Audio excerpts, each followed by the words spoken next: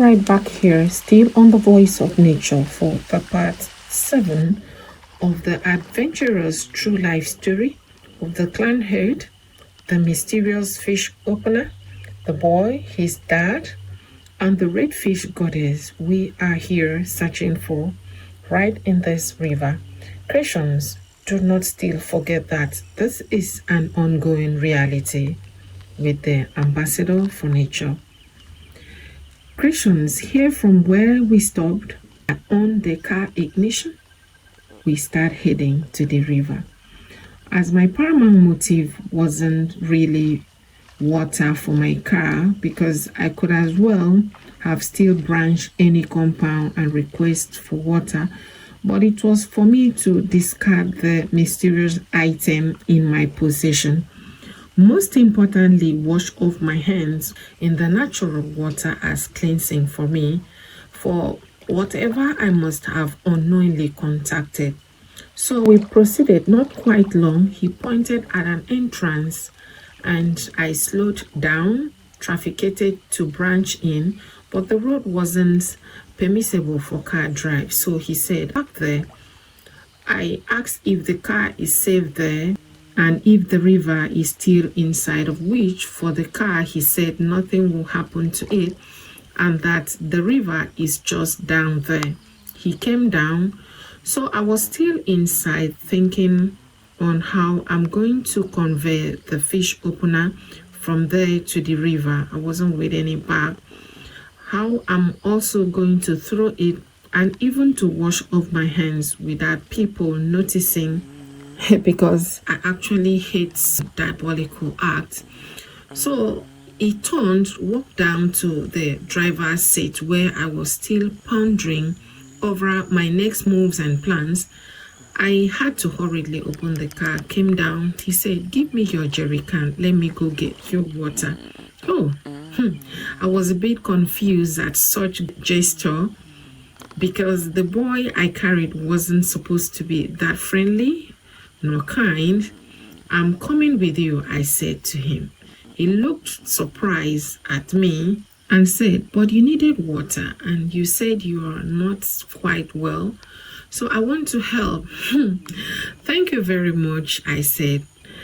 "I want to come with you. I want to meet your dad, or were you lying?" "There is nothing of such of me." He said, "That's good. So you mean you have never lied before to anyone, your parents, friends, or maybe schoolmates?" I said to him, "I've never been to school before." He said, "Oh, why?" So shocked I was. "Oh, so sorry," I said. "I have to meet your dad for sure." I quickly opened the boot. The big ever water bottle was small because this time I needed to get much water that would take me home. So I emptied the oil in the 5-liter into the ever bottle, locked up the car. He was still standing with me. "Give me the jerry can," he said again. As we were about moving, I remember the main thing that took me there. So I told him to be going, that I'm coming. He left. So I hurriedly opened the car again, picked up the mysterious fish opener in front floor of the car, searched for available bag. Luckily, I found a nylon in my pigeonhole, wrapped it up. As I was about to come out, he was coming back again. I was wondering if the river is that close, but I noticed the rubber was still empty. So I asked him why he came back. He said, "Sister, please, can I see that fish again?" I said, "Fish? Could you just let me see it?" I was surprised. "Is that why you came back?" "Yes," he said. Creations, another strange moment. I couldn't understand the boy. A thought said to me, "That's good. If the boy likes it, give it to him." Another one said, "Go and throw that thing inside the river. Wash off your hands and leave." So he said again, soberly, "Let me just see it, sister." At this point, I told him, "I can't. What's your problem?" He insisted seriously. "Do you know what that is?" I added. "I thought you were afraid of entering my car. Now asking for what you don't know that will harm you. Let's go," I told him. He walked a bit and turned to me again. Sister, he said, if only you could just let me see that fish. I will tell you something. What do you have to tell me? What do you know? So at this point, I felt an intense aura. What do you know about it? He insisted. Please, sister, just let me see it. I walked past him. Come on, I can't give you anything that will harm you. Do you think that's a toy? By the way, was that why you actually came back? He stopped and said to me, that is the redfish goddess I and my father caught and have been protecting it for this day. Christian, I didn't get that boy at that point. So if only you could let me just confirm something, he added. Christian, at that point, my aura alternated. The cold intensified again, so I felt fear again. So I decided to go back, but he immediately left me and walked down. So I stood there a while contemplating either to go back or follow him.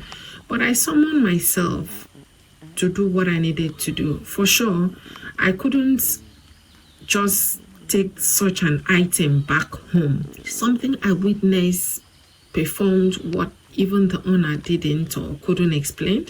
Never, I can't take it home. I have to do it.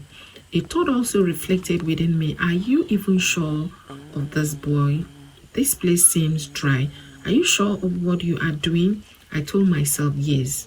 I don't even want people in the river, so I could drop off this thing, what people think. So I rushed to meet up with the young boy. Creations, permit me to sign out for a moment, returning shortly to continue the next part of this mysterious and adventurous ongoing reality. Hope I will be given the privilege to narrate this story in its completeness. However, never you forget that the entire natural composition of nature is God, and it's indeed supreme.